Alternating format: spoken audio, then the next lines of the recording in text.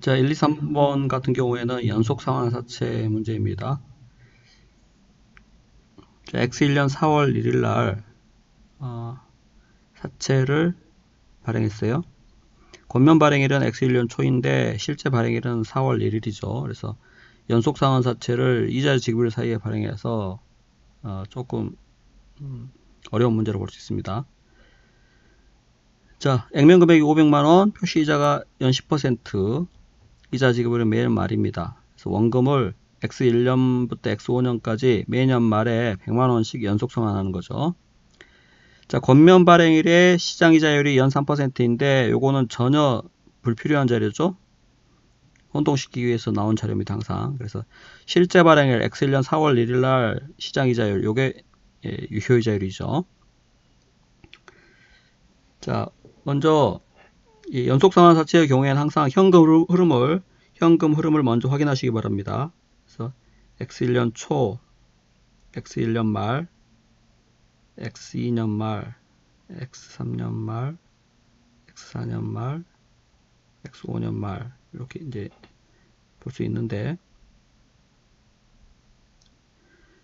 X1년 말부터 매년 100만원씩 연속 상환하죠. 그래서 X1년 말에 100만원 상환, X2년도에도 100만원 상환, X3년도에도 100만원, X4년 말에도 100만원, X5년에도 100만원 이렇게 계속해서 상환해 가는 거죠. 정확히 따지면 유출이니까 괄호 안에 표시를 하는 게 더 적합할 겁니다. 매년 100만원씩 현금 유출이 있는 거죠. 원금. 자, 이자가 표시이자가 연 10%이기 때문에 X1년 말에 지급될 이자는 얼마입니까? 최초 액면이 500만원이니까 500만원의 10%에서 50만원만큼 X1년 말에는 이자가 지급될 겁니다.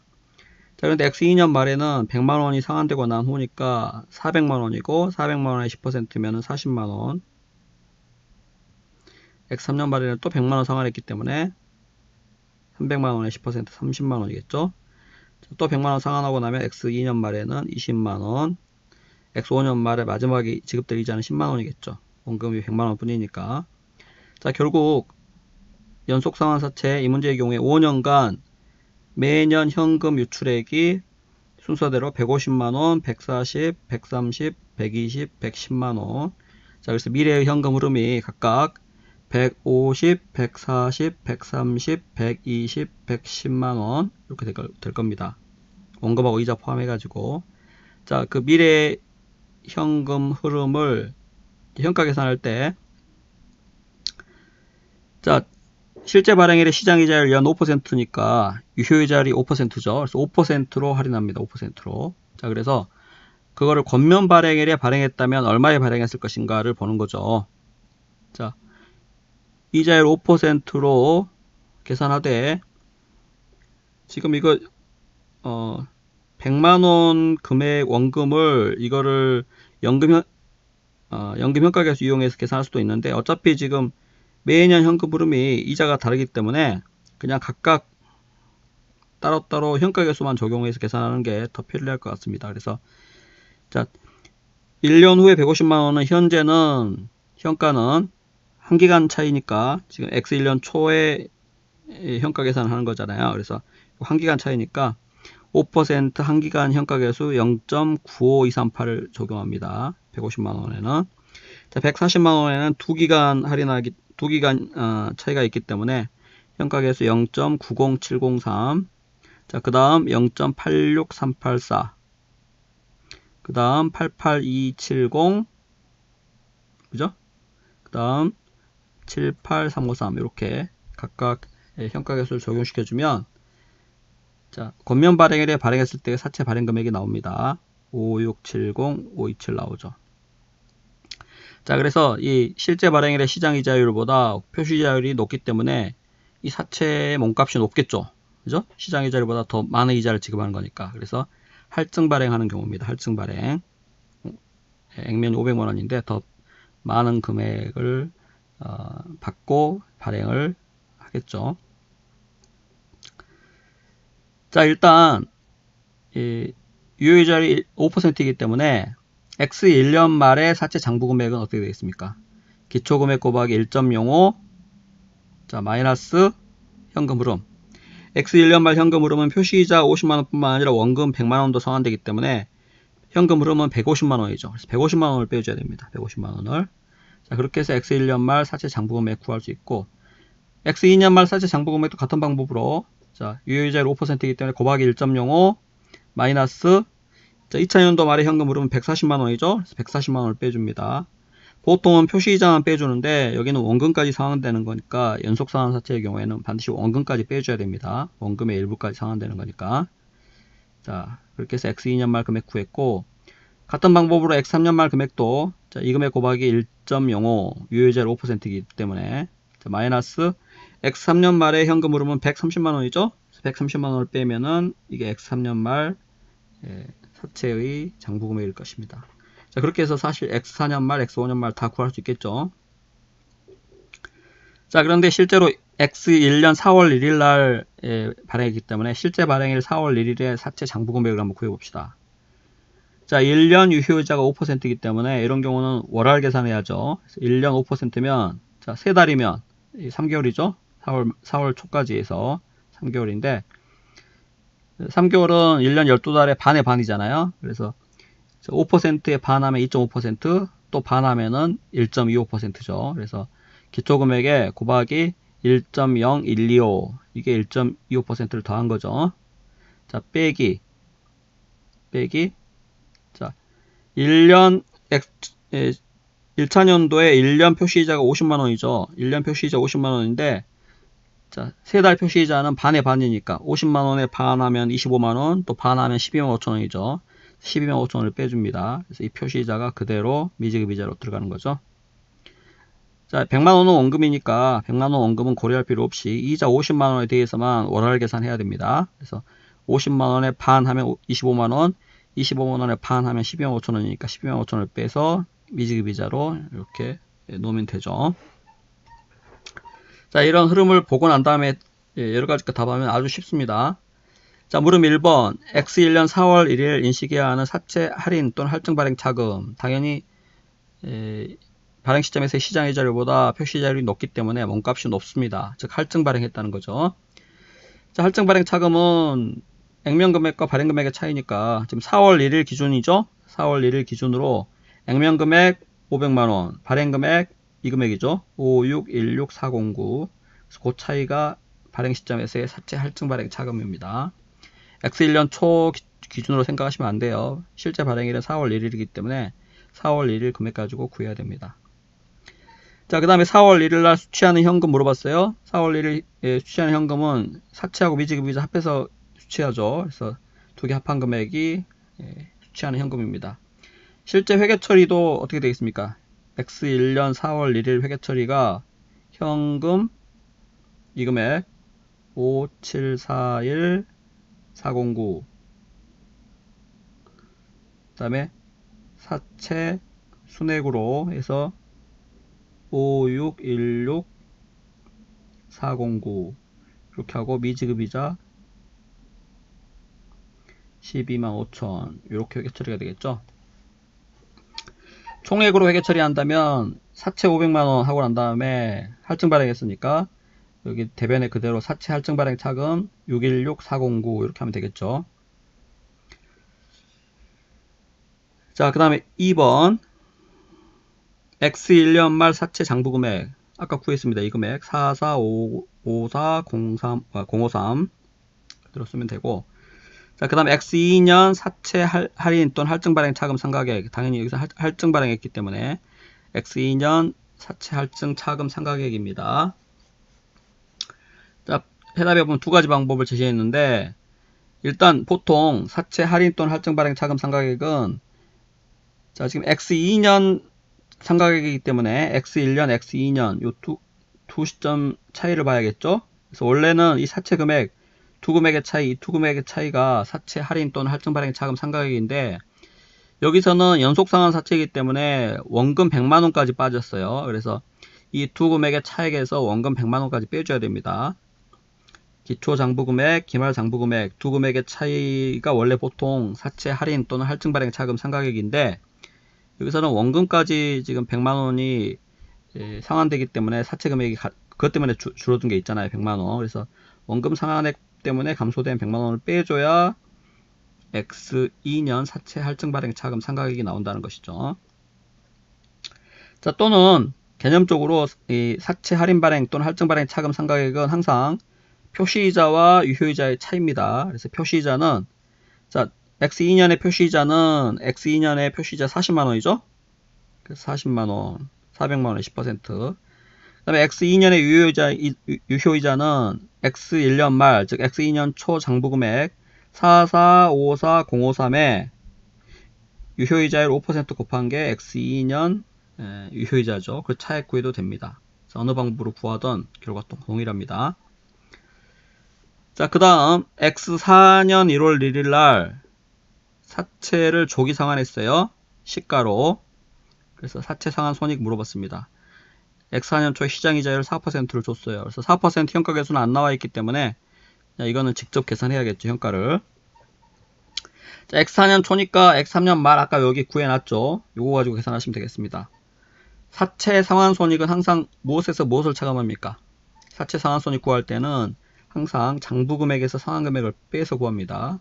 장부금액이 더 크면 상환금액이 작으니까 뒤에 플러스가 나오고 상환이익이죠. 작은 금액으로 상환했기 때문에.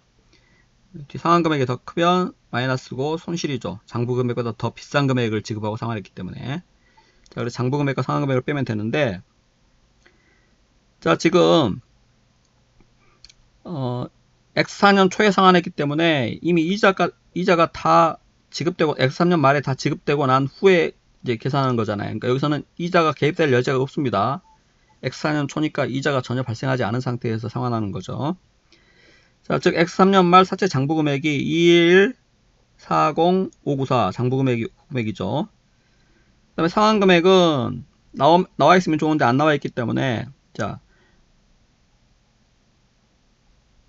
미래 현금 흐름의 현가 공정가치로 조기 상환했다고 했기 때문에 이 상환금액 공정가치를 구해야 되죠. 그래서 X4년 초 시점에서 볼 때 X4년 초는 X3년 말하고 동일하다고 보시면 되겠죠. X4년 초 시점에서 볼 때 미래 현금 흐름은 1년 후 120만원, 2년 후 110만원이죠. 그래서 120만원, 110만원을 X4년 초에 시장이자율 4%로 할인해야죠. 그래서 1년 후 금액은 나누기 1.04 하고 2년 후 금액은 나누기 1.04에 제곱하면 이 미래 현금 흐름을 X4년 초의 현재 가치로 계산할 수 있습니다. 그래서 그 금액, 그게 이제 X4년 초의 공정가치로 볼 수 있겠죠. 그래서 시가, 공정가치로 상환한다고 했기 때문에 상환금액 구해서 그 차액 구하시면 됩니다. 마이너스 나왔으니까 상환 손실이죠. 자, 그렇게 구하시면 되겠습니다. 자, 그 다음에 4번 같은 경우는 전혀 독립된 문제죠. 그래서 완전 따로입니다. 이거는 간단히 보죠. 자, 이거는 이 금융자산의 재분류인데 X1년 초에 발행한 사채를 동일자에 취득했습니다. 그러니까 이자 지급일 사이에 발행한 게 아니고 X1년 초에 그냥 발행하고 취득했어요. 그래서 바로 기타 포괄손익 공정가치 측정 금융자산으로 분류했는데 이거를 X1년 중에 사업모형 변경으로 상가구원가 금융자산으로 재분류하기로 했습니다. 자, 재분류는 항상 재분류일부터 금융자산 재분류는 재분류일부터 전진적으로 적용하는데 재분류일은 사업모형 변경 후 첫 번째 보고기간의 첫 번째 날이죠. 따라서 X1년에 사업모형 변경으로 재분류하기로 했다고 하더라도 X1년에는 기존의 거 그대로 갑니다. 즉 X1년에는 그냥 그대로 X1년 말까지 기타 포괄손익 공정가치 측정 금융자산으로 회계 처리를 하고 X2년 초에 즉 재분류일에 그것을 상가구원가 금융자산으로 바꿔야 된다는 거죠. 재분류를 X2년 초에 합니다. 재분류일은 사업모형 변경 후 첫 번째 보고기간 첫 번째 날입니다. 자, 그래서 X2년 초가 재분류일이죠. 따라서 X1년도에는 그냥 기타 포괄손익 공정가치 측정 금융자산으로 분류해서 회계 처리를 하시면 되겠습니다. 자, 그래서 액면 200만원, 표시이자율 3%에서 곱하면은 표시이자가 6만원이죠. 미래 현금 흐름은 200만원, 6만원. 자, 지금 X1년 초에 발행했기 때문에 발행 시점에서 시장이자율 5%가 유효이자율이죠. 매년 말 이자 지급하고 만기가 X3년 말, 그러니까 만기 3년이죠. 그래서 세기간 유효이자율이 5%이기 때문에 5% 적용하면은 시험가 개수가 0.86384, 2.72325, 86384, 2.72325 적용하면 유효이자를 5%로 할인했을 때의 발행금액, 즉 현재 가치가 나옵니다. 그래서 그 금액이 1891075죠. 자, X1년도에는 기존에 그대로, 즉 기타 포괄선이 공정가치 측정 금융자산으로 회계 처리해야 되기 때문에 X1년 말까지 계속, 자, 유효이자율 5%니까 곱하기 1.05 기초금액에, 자, 그 다음에 표시이자 6만원이니까 6만원을 빼면 그게 이제 X1년 말 장부금액이 나오고 총 장부금액. X1년 말에 이 사채의 기대 신용 손실을 2만원으로 측정했기 때문에 손상차손 2만원 인식해야 됩니다. 손상차손 누계라고 표시했어요. 왜냐하면 그 다음 연도까지 감안해가지고. 자, 그래서 2만원 차감하면 상가구 원가가 2만원 뺀 1905629가 되고, 자, 그 다음에 X1년도에는 기타 포괄손익 공정가치 측정 금융자산이기 때문에 공정가치 측정을 해야 됩니다. 그래서 X1년 말 사채의 공정가치는 200만원이죠. 그래서 200만원으로 측정하고 상가구 원가와의 차이가 평가손익 누계입니다. 이것도 그 후속 회계 처리를 위해서 당연히 누계 이렇게 붙여서 계산을 하면 되겠습니다. 항상. 자, 공정가치가 크기 때문에 차액이 평가이익이죠. 94371. 요게 이제 X1년 말에 회계 처리가 된 거죠. 자, 그런데 X2년 초에는 이거를 상가구 원가 측정 금융자산으로 재분류를 해야 되기 때문에 어떻게 되겠습니까? 자, 상가구 원가 범주와 기타 포괄선익 공정가치 측정 범주는 항상 이 이자 수익 인식 방식도 같고 손상 방식도 같습니다. 그래서 유효이자율이 달라지지 않고 한마디로 계속 같이 간다고 생각하시면 되겠습니다. 동일하게. 자, 그래서 X2년 초에 그 전년도 말에 인식했던 이 금융자산 평가 손익, 기타 포괄 손익을 없애요. X2년 초에. X2년 초가 재분류일이죠. 그래서 이걸 없애고 상가구 원가로 측정해야 되기 때문에 공정가치 평가를 안 한다는 거죠. 그래서 기존에 공정가치 측정했던, 공정가치 평가를 했던 이 평가 손익을 제거합니다. 그래서 X2년 초에 그 전년도 말에 인식했던 금융자산 평가 이익 94371을 없애야 되기 때문에 기타 포괄 손익에 미치는 영향이 마이너스 금액이 나오죠. 그 전년도에 인식했던 금액을 제거해야 되니까. 그래서 기타 포괄 손익에 미치는 영향은 X2년도에 마이너스 금액이 나옵니다. 요거를 제거하는 과정에서. 그래서 이 평가이익 제거는 X2년 말에 이루어지는 게 아니라 X2년 초에 이루어지는 회계 처리에서, 즉 재분류일의 회계 처리에서 비롯된 겁니다. 자, 이거를 X2년 초에 없애버리면 상가구 원가로 계속 가는 거랑 동일하죠. 처음부터. 그래서 그냥 계속 가면 됩니다. 그래서 X1년 말, 즉 X2년 초 총 장부금액에다가 유효이자율 5% 적용하니까 곱하기 1.05, 표시이자 6만원 빼면은 X2년 말 총 장부금액이 나오고, 자, 그 다음 X2년 손상 방식도 같기 때문에 X2년 말 기대 신용 손실이 5만원이잖아요. 그래서 손상차손 두 개가 5만원이므로 여기서 5만원을 뺀 금액이 상가구 원가가 됩니다. 자, 그렇게 해서 X2년 단기 손익에 미치는 영향은, 자, 이자 수익 인식 방식하고 손상 인식 방식이 동일합니다. 상가구하고 기타는 서로. 자, 그래서 이자 수익은 기초 장부금액, 즉 1925629 곱하기 5%, 요게 이제 상가구 원가로 측정 하나, 기타 포괄 손익 공정가치로 측정 하나, 이자 손익은 동일하죠. 그래서 동일하게 그대로 가고, 그다음에 손상 방식도 같기 때문에 X2년 말 손상 누계액이 5만원인데 그 전년도에 인식한 금액이 2만원 있기 때문에 X2년 말에 손상 차손 인식해야 될 추가적인 금액은 3만원이죠. 그래서 손상 차손 3만원 빼면은 그게 사채 취득자 관점에서의 X2년 단기손익 영향입니다. 281이 나오죠. 66281. 자, 그래서 재분류 관련된 문제는 이렇게 그림 그려서 접근하시면 어렵지 않습니다.